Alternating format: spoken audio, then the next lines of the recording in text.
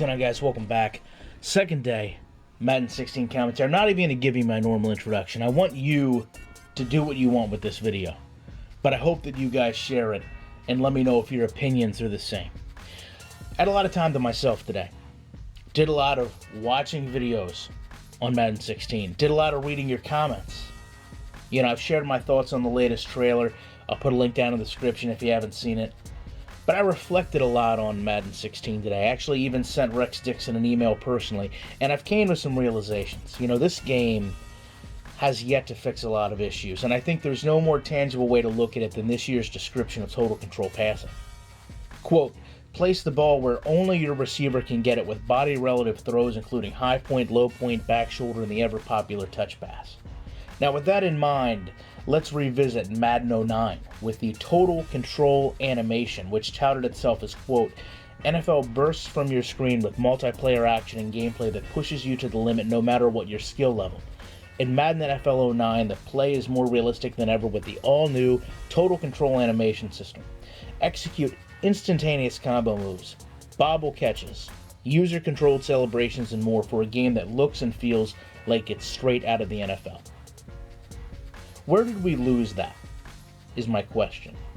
Why is it when I look further into Madden 16 features, can I read this? Receiver-defender controls, and again I quote, dictate the outcome of each passing play while the ball is in the air for the first time ever in Madden. For the first time ever.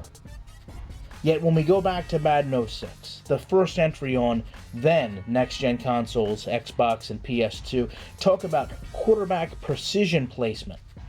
That, and I quote again, puts the ball exactly where you want it. Lead the receiver to an open area. Throw it behind him so he can come back to it, or throw a jump ball and let him go get it, end quote. From a receiver standpoint, I'm failing to see where that's any different. Other than the fact that we're now a whole console generation later. It's been 10 years. Yet the sales tactics are almost verbatim in what they're telling us. So what happened here? Was this in 2006 but has slowly been removed over time? Was it never implemented correctly and is just now being fixed? Because either one of those is a strong indictment on where this game is and where it's went with very little, if any, competition in the marketplace. And let's not forget about Living Worlds, because this is a still from the Ignite trailer we were shown at the launch of PS4, Xbox One. Where is the crowd in today's Madden? Where is the cheerleaders? Where is the background player emotion? You see a Redskin player pointing in jubilation and hanging his head in defeat. Why did EA sell it to us as, quote, for the first time, fans will stand in anticipation of a big play, and thanks to subtle delays between various sections in the crowd, different groups of fans will react to big plays at different times. Seeing the crowd swell as the deep ball inches closer to Calvin Johnson's outstretched arms. Why we were told to expect, quote, these are by far our best crowds ever in a football game. That's Sean Grady. Quote, they're true 3D renders instead of player cards of old.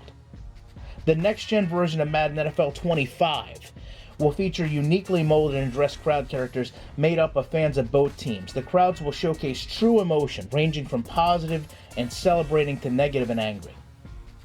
Yet here we are. Madden 16 trailer, the same scenario plays out. It's lacking the detail that we got sold just 3 years ago at the start of this generation, which is why I find Clint Oldenburg's tweet here so refreshing. It's a response to that trailer and Ryan Fernandez asking him, quote, whatever happened to Living Worlds? Still remember the Ignite trailer with the cheerleaders and players on the sidelines. And Clint's response to that was, quote, that was a big fail for us. We thought we were delivering more than we actually could. Our eyes were bigger than our stomach. Ironically, that same stance isn't taken by a lot of the supporters of this game, a lot of people in this community. People are willing to defend this game in a way that even its developers aren't. That's why progress gets stalled, because those are the people that are talking about innovations and making this game better. We should get answers to our questions from more than Clint Oldenburg. We should have ownership for these issues, explanations other than dev cycles, and assurance of wait and see. It's such a basic concept if you think about it. Place the ball where only your receiver can get it with his body. That has no place as a lead feature on what is going to be considered a flagship title 3 years in to a next-gen console. It surely shouldn't nearly clone the features found 10 years ago on the same game. We shouldn't be looking at a release trailer 3 years later and wondering why it's still not in the final product. It's time to be honest about this game.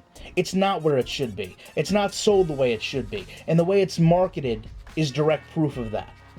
We should praise Clint Oldenburg for his honesty and sharing our frustration about the game, but we should also demand that same accountability not fall solely on his shoulders to explain to the community. Love to know your guys' opinions on this. Appreciate you checking it out. I'll be back tomorrow with more content.